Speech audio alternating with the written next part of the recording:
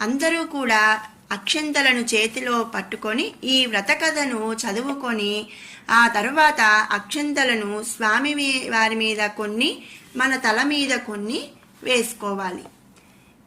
ఈ వినాయక వ్రతకథ వినకుండా చంద్రుణ్ణి పొరపాటున కూడా చూడకూడదు.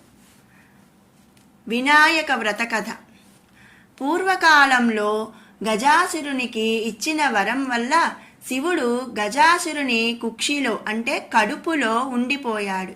శివుని జాడలేక ముల్లోకాలు తల్లడిల్లిపోయాయి.